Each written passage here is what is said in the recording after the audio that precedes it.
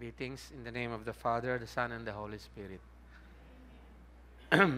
Purihin po ang Panginoon. We bless His name, we praise His name. May the Lord open our hearts. Makita po natin ang Kanyang kaluwalhatian sa Kanyang mga salita again and again. Palaguin po tayo ng Panginoon sa kabanalan. At tayo po ay mag-rejoice sa kabutihan po ng ating dakilang Diyos. So let us continue po sa ating pag-aaral tungkol sa holiness. And I've decided to change yung icon, ay yung picture ng or anong tawag mo dyan, na ganito, yung sabi ng Panginoon sa atin, I am holy, sabi niya, so be holy. Ang ating scripture na ating babasahin na isa ay sa Ephesians chapter 1, verses 3 to 6. Blessed be the God and Father of our Lord Jesus Christ, who has blessed us with every spiritual blessing in the heavenly places in Christ. Just as He chose us in Him before the foundation of the world, that we would be holy and blameless before Him. In love, He predestined us to adoption as sons through Jesus Christ to Himself, according to the kind intention of His will, to the praise of the glory of His grace, which He freely bestowed on us in the Beloved. Sa biyaya po ng Panginoon, tayo po ay tinawag niya. At kadalasan ang tao ay humihinto siya doon sa nalaman niya na tinawag siya ng Panginoon. Hanggang doon na lang. Pero katulad po ng isang sa atin sa mga offices, government positions, kung saan meron yung election. Kapag nag-elect ka ng isang opisyal, ngunit yung opisyal hindi niya ginanap ang pagkaka-elect sa kanya, hindi niya ginampanan ang kanyang tungkulin. Wala pong silbi yung election. Nasira yung purpose ng election. Hindi po natin, nang sa ganun po ang ibig kong sabihin dito, hindi natin pwedeng ihiwalay yung pagkakatawag sa atin at yung tinawag tayo sa kaluwalhatian ng Panginoong Yesus ayon sa verse 6, to the praise of the glory of His grace, which He freely bestowed on us in the Beloved. Ang office po, kahit po dito sa church, ang title, ay hindi po yun ang nangunguna sa pagkakatalaga sa atin ng Panginoon. Hindi po yung titulo. Hindi po yung pagkakatalaga natin na tayo ay isang manggagawa o anuman yung title na ibinigay sa atin. Ang una at pinakasangkap ng ating pagkakatawag sa atin ay yung gampanan ang function ng pagkakatawag sa atin. Sa pagkakatawag po sa atin ng Panginoon, that He chose us in Him before the foundation of the world, huwag po nating kaligtaan. Yung sinabi rito, that we act, we function as sons of God. Kaya nga, sa level ng isang tinawag ng Panginoon sa pamamagitan ng Kanyang biyaya, sa antas na yon, sabi ng Panginoon, He expects us, because by His grace, sabi niya, be holy, for I am holy. Ine-expect niya po tayo, and He desires And He wills na tayo ay lumakad doon sa pagkakatawag sa atin. To act, sa verse 5, as sons through Christ. Para sa kaluwalhatian po ng Panginoong Yesus ayon sa verse 6, to the praise of the glory of His grace, which He freely bestowed on us in the Beloved.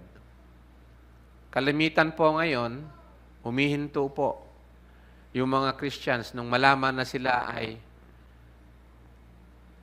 elect, huminto na sila doon.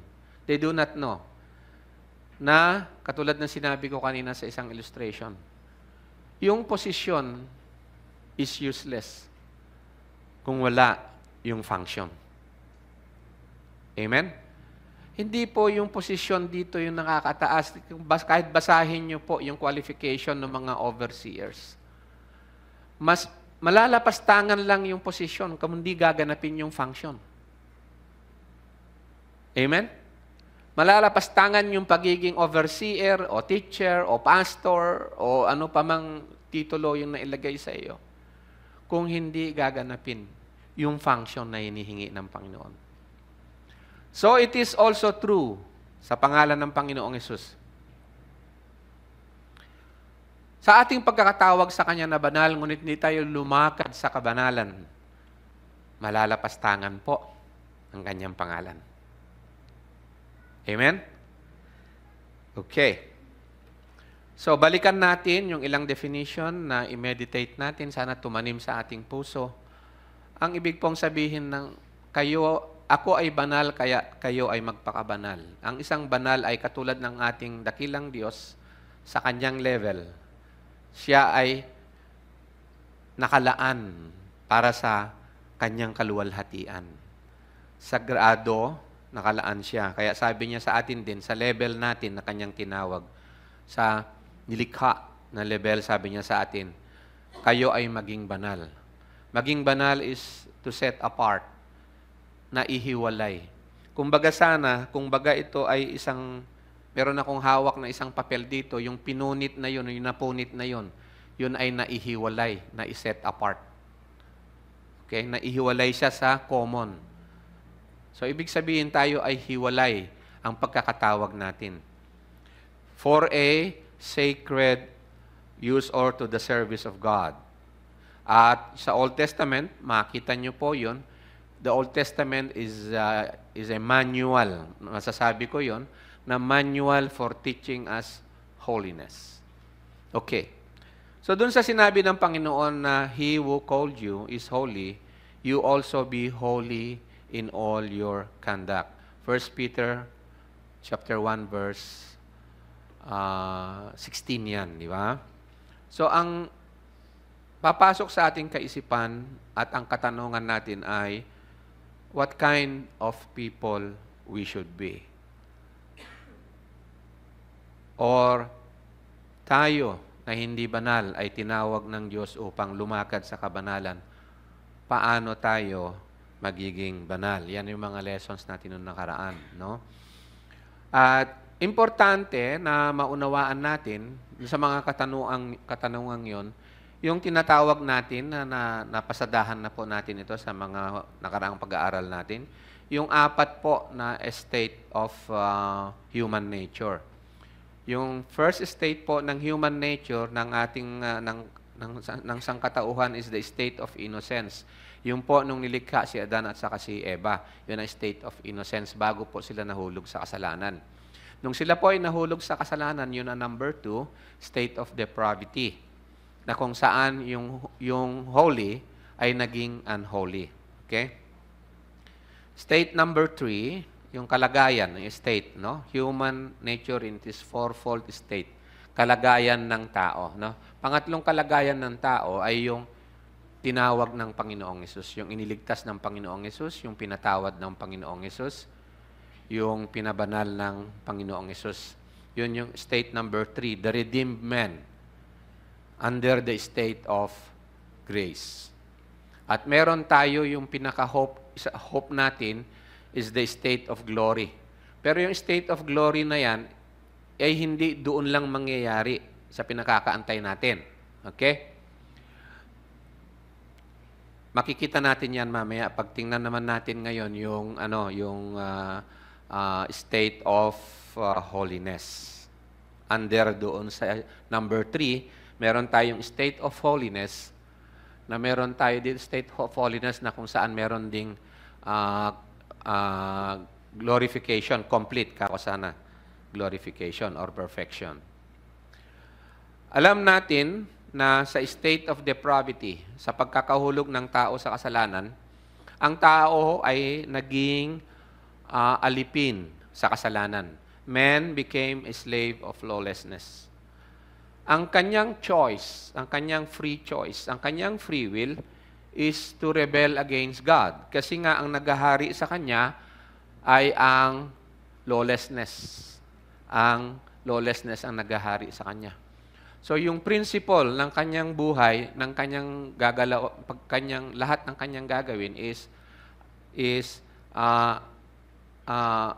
always hostility towards God. Yung against siya sa Diyos, hindi siya papasailalim sa Diyos, wala siyang interest kung paano malugod ang Diyos, basta state of lawlessness siya.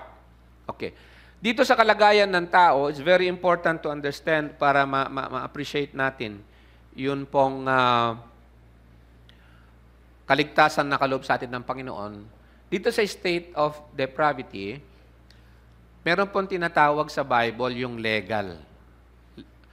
Dito sa number 1, mabasa nyo, a state of legal guilt before God. Before God, before the throne of God, sa korte ng Diyos, ang ano po sa atin, ang sentensya sa atin ay guilty. Okay? Legal po yun. Parang sa atin, sa korte natin, parang gano'n. Ano? Legal na deklarasyon na guilty before God. Okay? Pangalawa, na-declare tayong guilty before God kasi, number 2, morally. Kasi, hindi lang tayo guilty dahil kung saan nanggaling, kundi pinapamuhay kasi natin, we are morally polluted before God. At dito po sa dalawang kalagayan na yan, makikita po natin yung kaligtasang kaloob sa atin ng Panginoon. Kung paano niya po yan aayusin, parang ganon. No? Yun yung kaligtasan na ibibigay sa atin ng Panginoon. Paano niya tayo pagagalingin doon. Excuse me, kukunin ko lang yung pointer ko.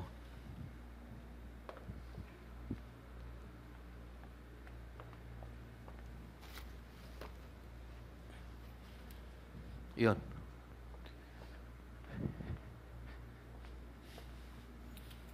Itong screen kasi hindi pwede sa kanya yung red. Ina-absorb niya, hindi niyo makikita. No? Kaya tuloy, nakaisip ako ng ganito. Okay. Sa Romans chapter 5, verse 8 to 11, but God commended His love towards us, that while we were yet sinners, Christ died for us. Much more than being now justified by His blood. Ito po, justified by His blood. Ito po yung justification. Before the throne of God, when we come to Christ, kapag tinanggap natin yung judgment ng Diyos sa atin, ibig sabihin, yung judgment ng Diyos sa atin is, the wages of sin is death. At ang judgment ng Diyos, either ang ating kasalanan, aakuin natin o pupunta tayo kay Christ na siya ang substitute para sa ating kasalanan, sa punishment ng ating kasalanan. At siya, at sa Kanya ay nai-impute. Sa Tagalog, di ko makuha yung imputation. Sa Kanya nailipat. Siya ay walang kasalanan, ngunit nailipat sa Kanya ang ating pagkakasala. Ang ating kasalanan. So ito po legal. Ibig sabihin, declared tayo na pinatawad, pardon. So, yung legal aspect nito ay na-cover doon. Number 1. Okay? Doon sa pagkakapako ng Panginoon sa krus ng Calvary. Much more than being now justified by His blood, we shall be saved from wrath through Him.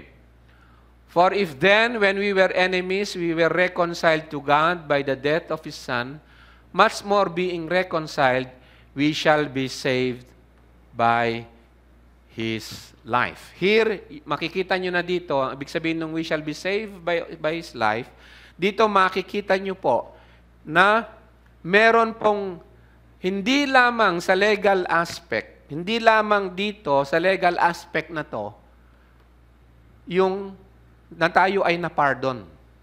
Ganito po, ang isang kriminal o isang rapist sa law system po natin. Halimbawa, nakulong siya, no? Nakulong siya ng ilang taon, nagkaroon siya ng parol. Nakalabas siya. Kahit anong tawag doon? Ano na niya yung kasalanan, nabayaran na niya yung kanyang pagkakasala o napatawad siya, paglabas niya, sa puso niya hindi pa rin nabago ang kanyang pagkakatao kahit pardon siya. But not so in Christ.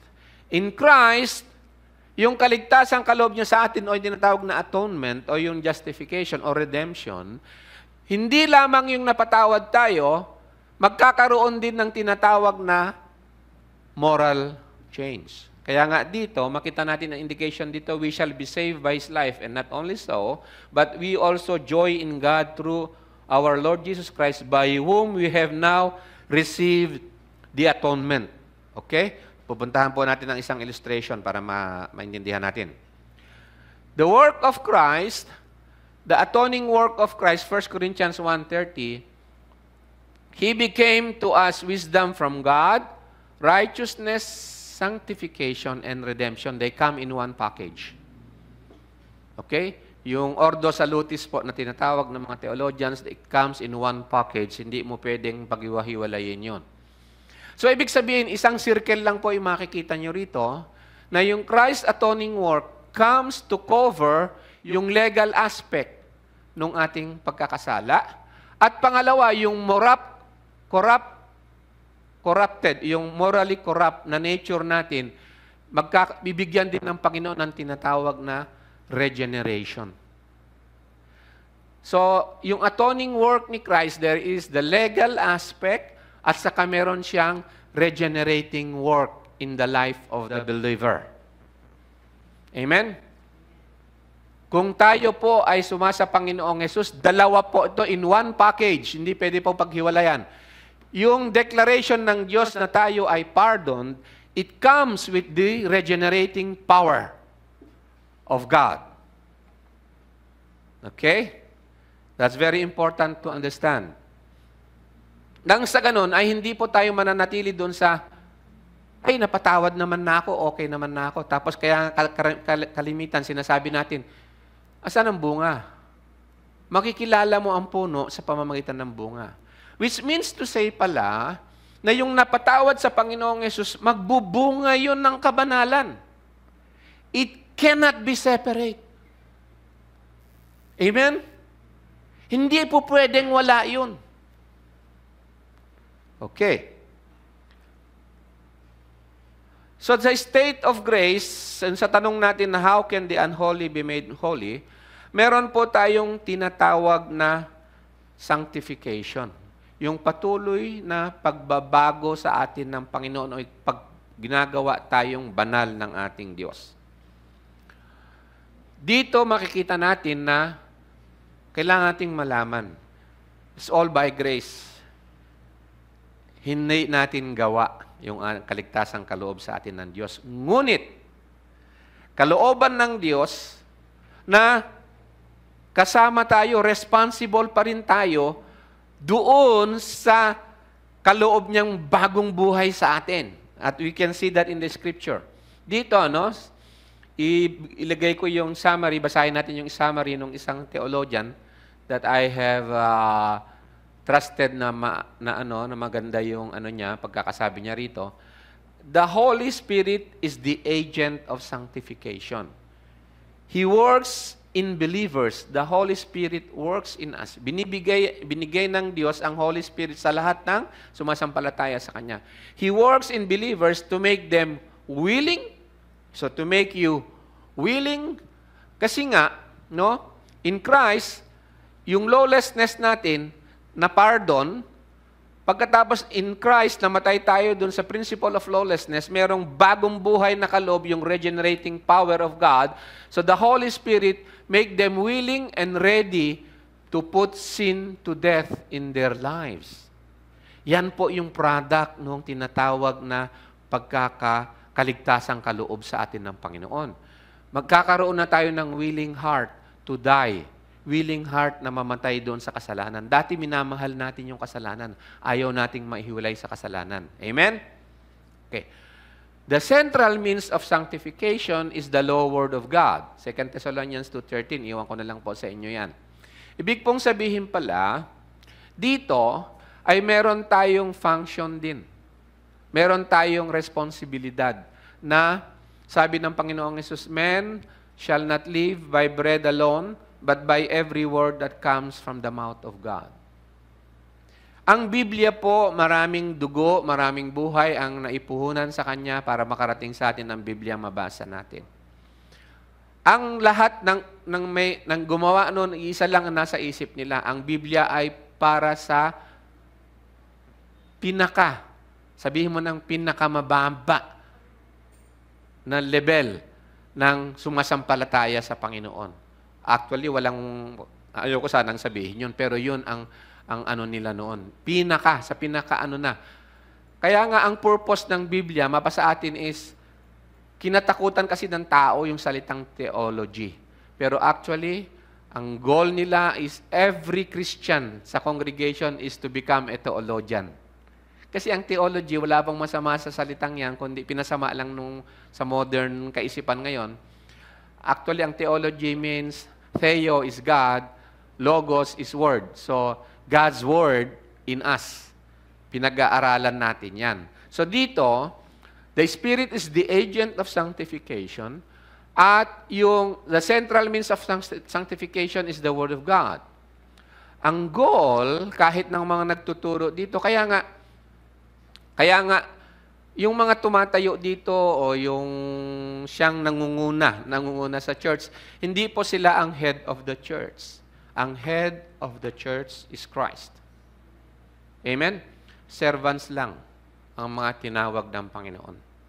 At yung servants na yun, ang goal nila na ibinigay ng Holy Spirit, hanggang doon lang yung authority na ibinigay sa kanila. They are not authorized to be dictators. Hindi sila authorized na ano paman, kundi ayon lang sa pagkakatalaga ng function na binigay sa kanila ng Panginoon. And their work is to be doon sa goal ng Panginoon na the goal of sanctification is to be conformed to the image of Christ.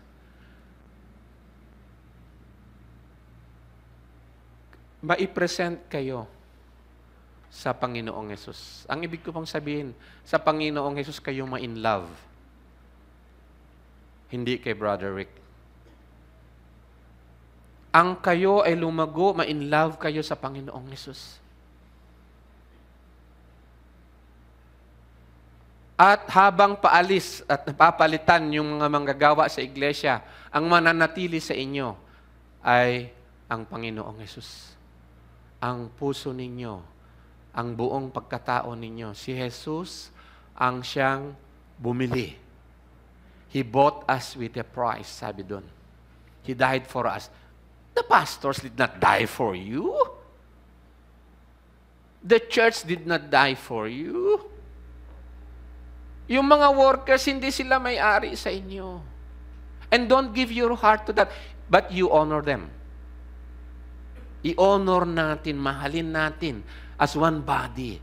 But we have, kasi ang mga iba rito, kaya ko sinasabi ito, marami ang workers ng Panginoon, they work for the denomination. They work dun para sa sarili nilang interest. They work sa interest ng position nila. Hindi dito. Na yung church is to be dedicated, mailaan, maitalaga para kay Christ. Kaya nga sabi ni John the Baptist, He must increase and I must decrease. Because kinakailangan ding sabihin to dahil may marami ang nasa iglesia ang na-poison ang kanilang mga kaisipan. na ang alam lang nila, itong church ay para lang sa pagpapayaman ng mga pastor. Para lang yung pera nila ay ilagay ng pastor sa kanilang bulsa. Para sa sariling gawa ng pastor, hindi po. Kung inihingi namin na maging magpakatotoo kayo, maging banal sa Panginoon, sa pagbibigay ninyo sa gawain ng Panginoon, yun ay para sa Panginoon. Dito sa Ilagan Christian Church, masasabi ko, we have not coveted anyone's silver or gold. We have dedicated, we have in behalf ng lahat ng itinalaga ng Panginoon para sa inyo. We have dedicated our life, our breath, as much as we can, to the best we can. Hindi kami perfect, but for this goal, that you be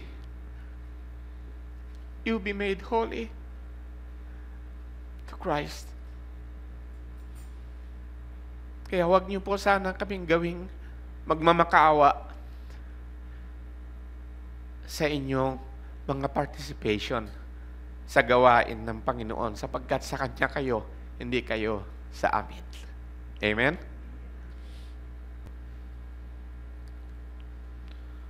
Titus chapter 2, verses 11 to 14. For the grace of God has come, giving salvation to all men. Sapagkat napakita ang biyaya ng Diyos na may dalang kaligtasan sa lahat ng tao. Tingnan niyo po yung dala ng kaligtasan na ito. Na nagtuturo sa atin. Yung kaligtasan galing sa Panginoon, yun ang nagtuturo sa atin. Pagtanggi natin sa kalikuan. Pagtanggi natin sa mga maling mga kaisipan, sa mga masasamang kaisipan. Doon sa former image natin, sa dating pagkatao natin. Ang kaligtasan galing sa Diyos, ngayon ay tinuturuan na tayo na tumanggi sa kalikuan at sa mga kahalayan ng sanlibutan, ay marapat mabuhay tayong may pagpipigil at matuwid at banal sa panahong kasalukuyan ng sanlibutang ito. So, the grace of God trains us so that turning away from evil and the desires of this world, we may be living wisely, uprightly, in the knowledge of God in this present life. Yung kaligtasan kaloob ng Panginoon ay hindi po umihinto doon sa naligtas tayo. Ang gusto lang natin, doon na tayo sa heaven. God wants us to participate, to be responsible doon sa kaligtasan kaloob niya. Siya ang maggagawa sa atin ng new creation. But He wants us to walk in it. Mailakad natin, magka-participate tayo doon sa biyaya niya, sa kaluwalhatian ng galaw niya sa atin. Amen?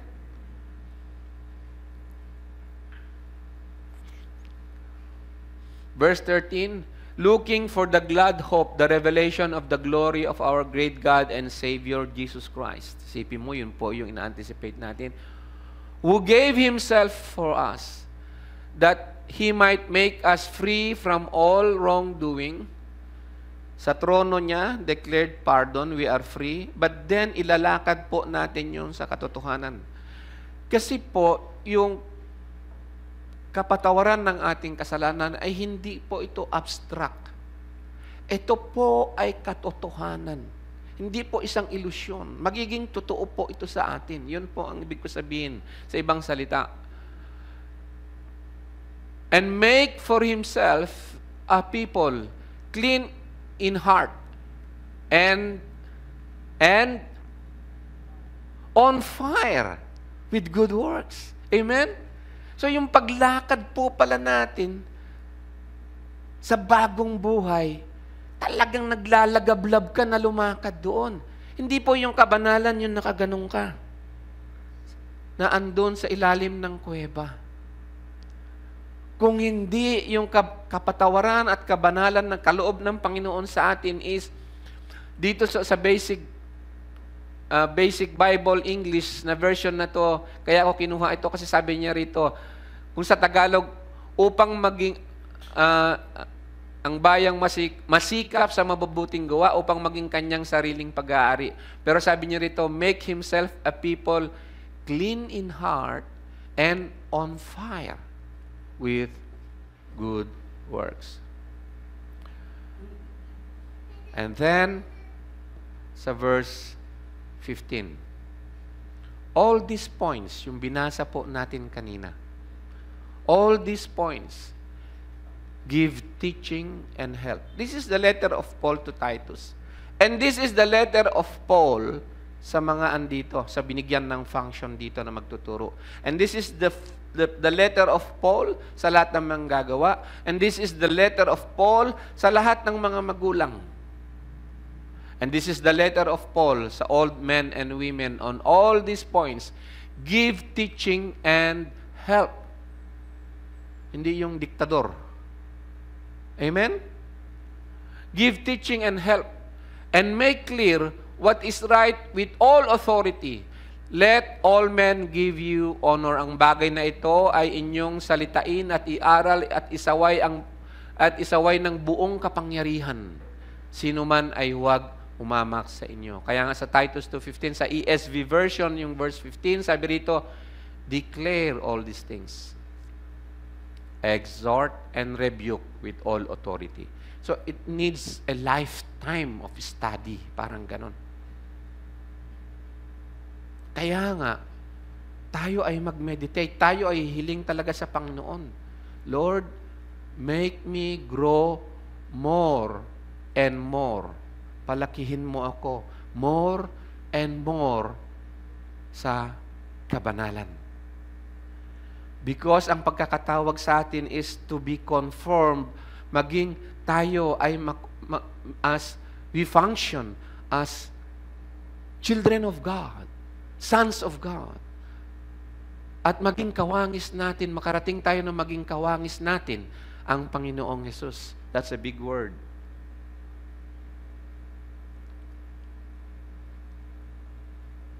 Nawawala kuminsan sa iglesia yung heart natin na tayo ay pupunta rito, and again, we come before the throne of grace.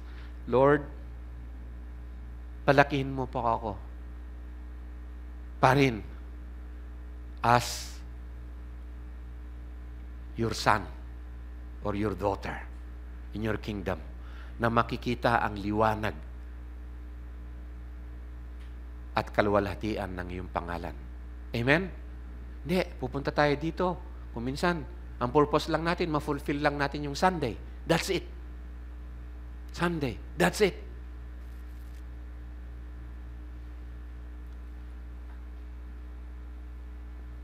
First Thessalonians chapter 4, verses 1 to 8, babasahin natin. Finally then, brothers, we ask and urge you in the Lord. We ask and urge you in the Lord. This is the Apostle Paul na nakikiusap sa church, no? That as you have received from us how you ought to walk and please God. So ito, no? You have received from us how you ought to walk and to please God. Kaya nga yung worker, ang laki-laki po ng responsibilidad niya dito. Question, paano ko maituturo yung paano lumakad at kalugod-lugod sa Diyos, sa iglesia, kung ako mismo hindi lalakad doon? Amen? Maging ano lahat, maging ilusyon, maging imahinasyon lang ang mangyayari.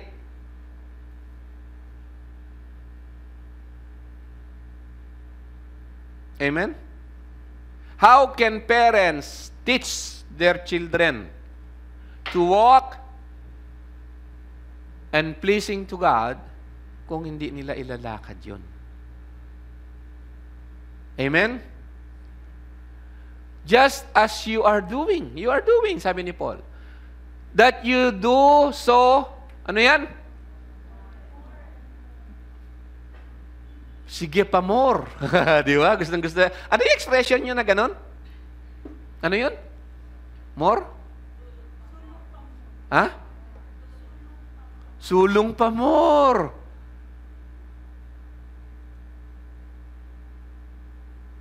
Meron pa ba yun sa atin? For you know what instructions we gave you through the Lord Jesus Christ. Yan ang gagawin din ng mga workers, ng parents, ng mga ilakad nito, hanapin nito, babasahin ito, yun ang ipapakain sa iglesia para sa paglakad sa kabanalan ng iglesia. Marami po kasi, di na nila nakikita yung pagkakaiba. Dito po, gagawin na ito, kwentuhan na lang ito andito. Kwento, balatong. Mangyayari isang bersikulo, diyan wala ng laman na salita ng Diyos. Marami po ang ganyan. Marami na po ako narinig sa mga testimonyo ng mga ganyan. Mga manggagawa sa Panginoon. For this is the will of God. Ito ang kalooban ng Diyos. Ano po ang kalooban ng Diyos? That you abstain from sexual immorality. That you abstain from sexual immorality. Ang ibig pong sabihin pa nito, huwag kayong maging prostitute, sabi niyang ganyan sa Biblia. Nabasa niyo yung sinabi ni James sa kanyang epistle? Do you know that friendship with the world is what? Is that you prostitute yourself with the world. O sa kasalanan, ang ibig sabihin nun. You prostitute yourself with sin. And you become adulterers, sabing ganun. That you abstain from sexual immorality, that each one of you know, each one of us, walang exempted dito, know how to control his own body in holiness and honor. So meron tayong participation, no? Binigay ang grace ng Panginoon sa atin at tinuturuan niya tayo, tinetrain tayo na to know how to control his own body in holiness and honor. Example na lang, yung pagpipigil mo na magalit, tinetrain mo na, sulong pa more. Di ba? More. Inaamin ko sa akin, sasabihin ko sa inyo ito dahil sa kakulangan ko ng pagmamahal pa sa aking may bahay. Ang panalangin ko sa Panginoon, Lord, bigyan mo po ang aking may bahay ng lalaking higit na magmamahal pa sa kanya. Hindi ko sinasabi ibang lalaki. Ako pa rin yun. Ako yung babaguhin ng Panginoon. Kayo naman. Iba na kaagad inisip ninyo. Biro lang. Amen? How about we pray to the Lord? Alam ng bawat isa sa atin ano yung kakulangan natin. Pride, oversensitive, madaling ma-offend, etc., etc. Ito ang kalooban ng Panginoon, ang ating kabanalan. That we learn how to control our own body, even our mind, in holiness and honor. Di ba, meron sa inyo yung, ayaw ko mo nang sabihin ito kasi kapag nasabi ko to, iba na naman ang magiging reaction niya. Nagpipigil tayo. Example lang yun, di ba? Pag natutunan na natin yung lesson natin, tuwing mabanggit ito ni Mrs. sa akin, umaalma talaga ako. Ako, sa part ko, hindi ko pa na-train yung sarili ko doon. Siya naman, hindi niya pa na-train yung sarili niya na huwag mo muna kasing banggitin, masisira yung araw niya pag yan na nabanggit mo. Di ba? Nagkakaroon na ng control. Example lang yun. Pero sa lahat ng bagay, gagawin natin yun. May participation tayo sa grace ng Panginoon. May participation tayo sa sanctification. To control his own body in holiness and honor, not in the passion of lust, like the Gentiles who do not know God. So the Gentiles who do not know God, they don't care. There is no control at all. Doon sa makasalanang gawa nila, wala silang pagpipigil. Wala silang pagpipigil kasi nga ang free will nila, yung desire nila ay yung labag sa Diyos. Pero tayo, yung mga tinawag sa Panginoon, sila ay binigyan ng kalayaan mula doon. Kaya sila ngayon ay tinawag na, ang will na nila ngayon is to please God, na ang bawat isa sa inyo ay makaalam na maging mapagpigil sa kanyang sariling katawan, sa pagpapakabanal at kapurihan. Hindi sa pita ng kahalayan ng gaya ng mga hentil na hindi nangakilala sa Diyos. That no one transgress and wrong his brother in this matter. Very important na makita natin ito. Because the Lord is an avenger. in all these things. Seryoso po ang Panginoon. No one transgress and wrong his brother in this matter, sa immoralidad, sa walk ng paglapastangan sa kanyang kapatid. That no one transgress and wrong his brother in this matter, because the Lord is an avenger of all these things.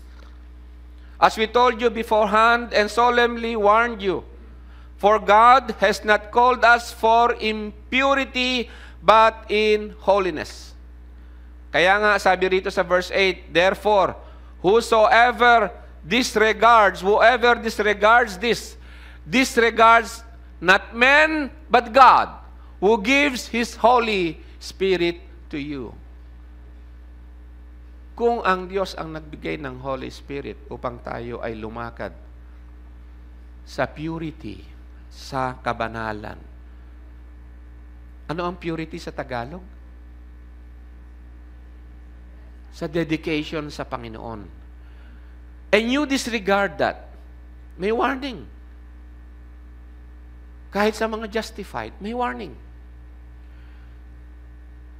You disregard not men but God, who gives His Holy Spirit to you. And when you disregard the Holy Spirit, what's going to happen? Kapag ang Panginoon tinanggal niya, alam niyo naman yan, ginanon lang ng Panginoon ng konti, yung grace niya sa atin tinanggal lang. Taranta ka na. Hindi mo na alam kung paano ang lumakad sa Panginoon, sa totoo lang. Nakakatakot.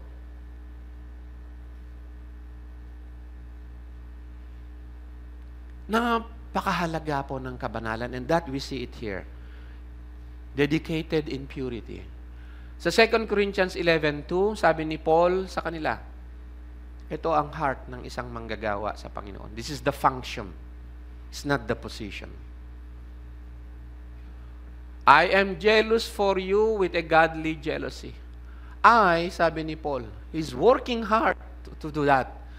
Life and death, in the midst of all ng kahirapan, karamdaman, at lahat ng struggle, sabi niya, at lahat ng pag-aaral, I betroth you to one husband. I betroth you to one husband. Bakit niya kinakailangan ulitin yung salitang to one husband? Dahil kasi, talaga tayo, galing tayo sa adulterer in the heart.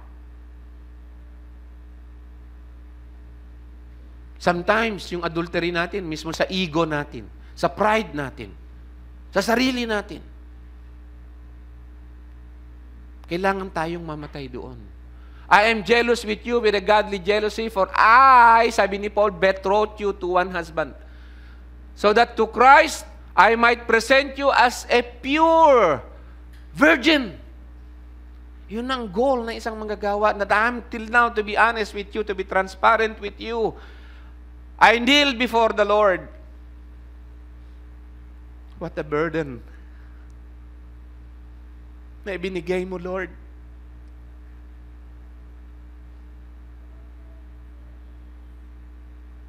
Teach me. Give me a heart to do it joyfully. Hindi, walang pera-pera yan. Akala nyo pera-pera yung mga tumatayo na mga tinawag ng Panginoon para sa inyo dito.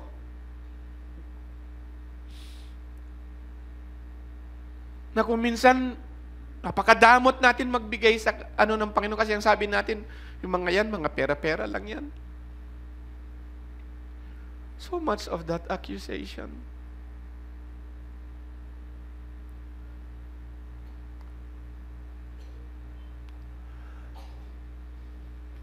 So that to Christ, I might present you as a pure virgin. Ang hirap naman nito, Lord, nung assignment na bigay mo. Kahit na anong position dito, yes. KMC, kinakailangan niya mag-start doon.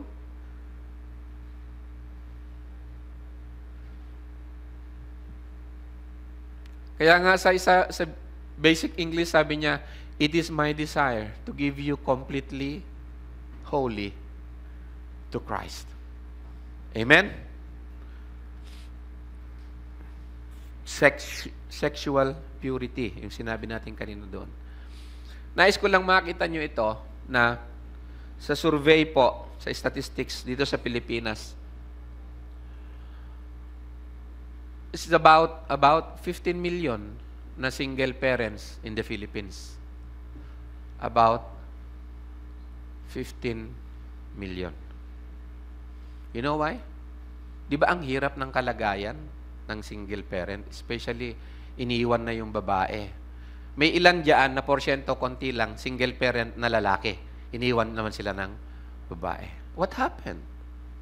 Ang laking problema kasi nga kaya nagkaroon pa ng Republic Act para sa kanilang ayuda. Kasi ang hirap ng single parent. Eh kung minsan single parent na sa isa, uulitin pa uli, dalawa na, nakadalawa na. Uulitin pa uli, nakatatlo pa. That's true.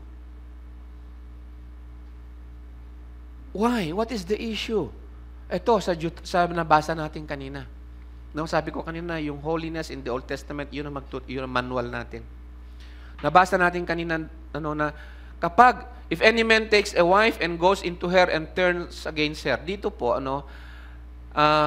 and charges her with shameful deeds and publicly defames her and says, I took this woman, but when I came near her, I did not find her a virgin. Ganito po yun. Yung engagement, diyan sa law, betrothal lang tinatawag. Hindi pa sila mag-asawa, meron yung engaged sila for more than about 6 months. Parang si Joseph sa si Mary, betrothed, engaged. Hindi pa talaga officially na pero parang mag-asawa na ang trato sa kanila. Hindi pa sila nagsasama na wala pa silang sexual contact pag-engage sila. Ngayon, pagka sila kinasal na, doon lang magkakaroon ng sexual contact. Pagkatapos doon, meron silang itatayo na tent at doon yung first night ng mag-asawa. Okay? Doon sa first night ng mag-asawa, ilalagay nung father nung babae yung puti na sheet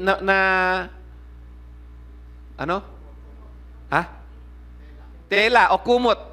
Lalagay yung puti doon. Kinabukasan, titingnan yon, makikita yung marka ng pagka-virgin ng babae. Alam niyo ibig ko sabihin? Okay? Yun ngayon itatago ng yun.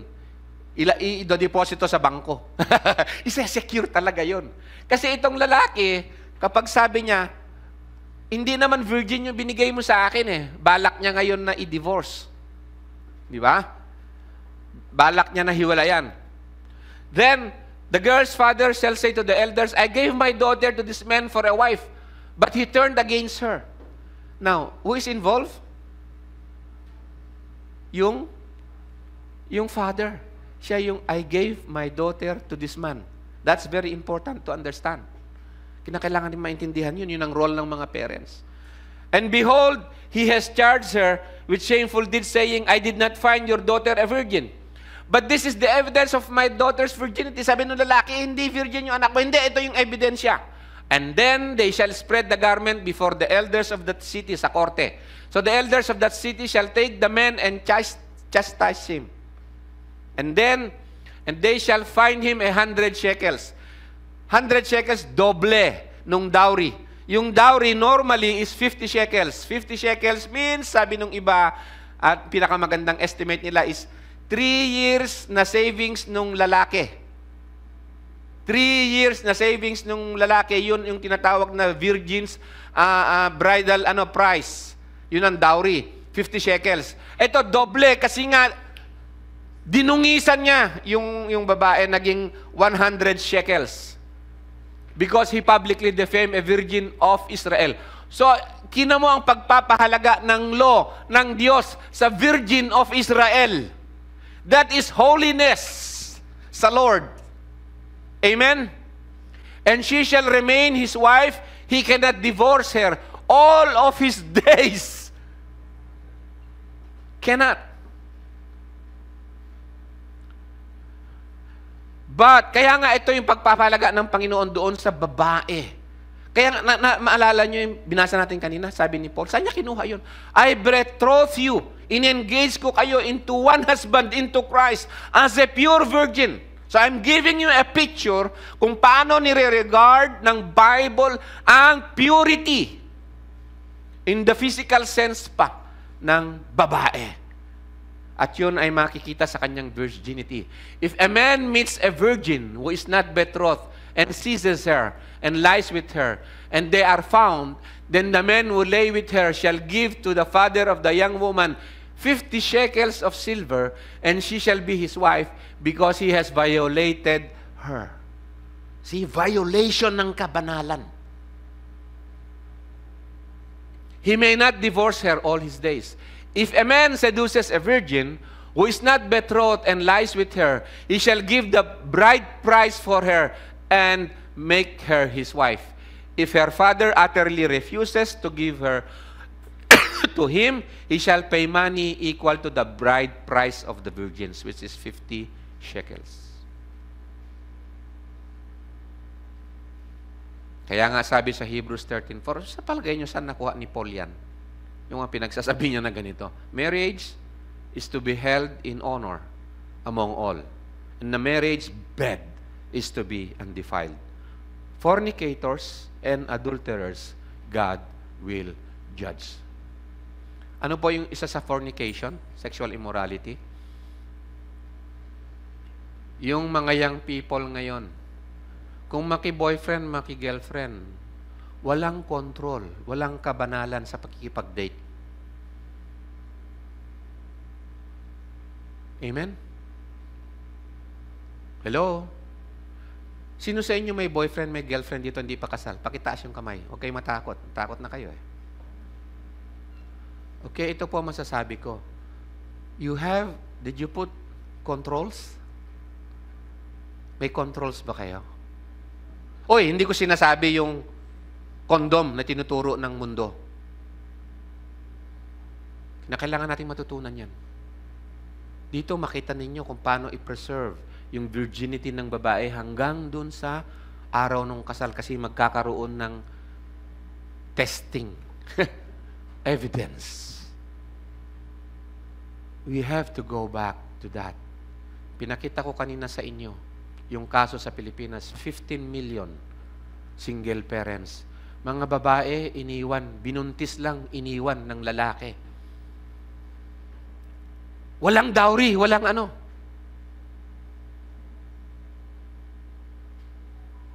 Sino nagbabayad ngayon para sa ayuda ng mga yon?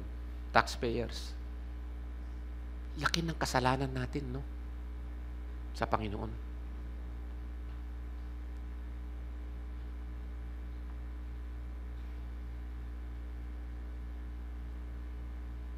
We have to go back sa kabanalan na yon.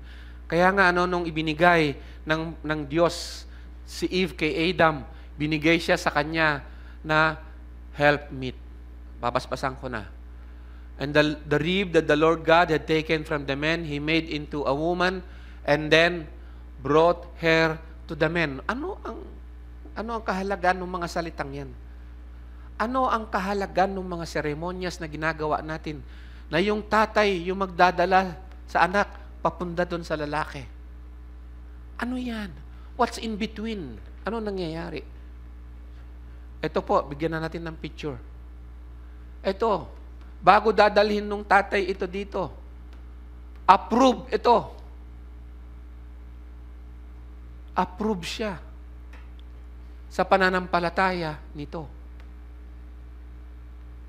Kaya nga yung question, mga tatanungin nila doon sa mapapangasawa, what do you believe? Are you going to be under God, a prophet, priest, and king? Are you going to fulfill your responsibility as a king?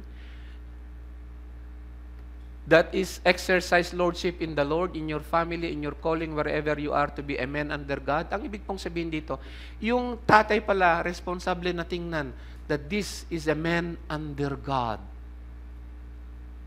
Ito ay nagpapasailalim sa Diyos. Kaya dadalhin ko ang aking daughter sa Kanya. Amen? Kaya nga, dito kung tingnan ninyo, no? Ang tatay ang nagdala. And it is God who brought her to the man. Ang Diyos ang nagdala sa babae doon sa lalaki. Amen?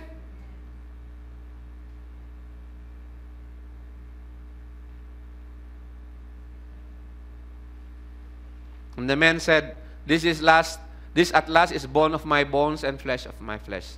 Therefore a man shall leave his father and his mother and hold fast to his wife, and they shall become one flesh.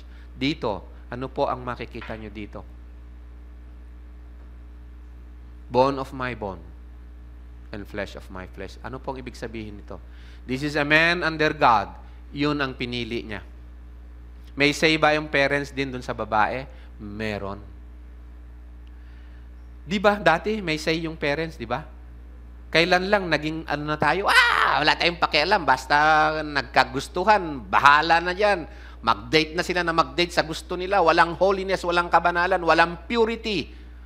Problemang katakot-takot ang mangyayari. Noon tinatanong, itong babae na pakakasalan mo ba? Ito, sasabihin ko sa inyo, sinabi ng nanay ko sa akin to. When I was grade 6. When I was grade 6, hindi ko makalimutan ang sinabi ng nanay ko sa akin. Rick, sabi niya, kung mag-aasawa ka, huwag mong asawahin yung pangkama lang. Hello, grade 6 ako. Huwag mong asawahin yung pangkama lang. Asawahin mo yung magiging kabiyak mo sa puso sa pagpapalaki ng pamilya. Marunong magtrabaho, magalang, may integridad. Kaya nga yung parents tatanungin, sino ba itong babaeng papapangasawa mo? Dadalhin mo ba sa pamilya natin yan upang madagdagan ng chismis yung pamilya natin? Dadagdagan mo ba sa pamilya natin upang madagdagan ang magnanakaw? Parang ganun sa pamilya natin. You know what I mean? Anong asset ang dadalhin yan sa atin, sa ating pamilya? Di ba may mga magulang na ayaw nilang asawahin yan dahil ganito yan, ganito yan. And sometimes totoo, karamihan doon totoo. Pero hindi na, ang purpose ko dito lang is tayo ay mag-exercise ng controls para sa kabanalan sa Panginoon.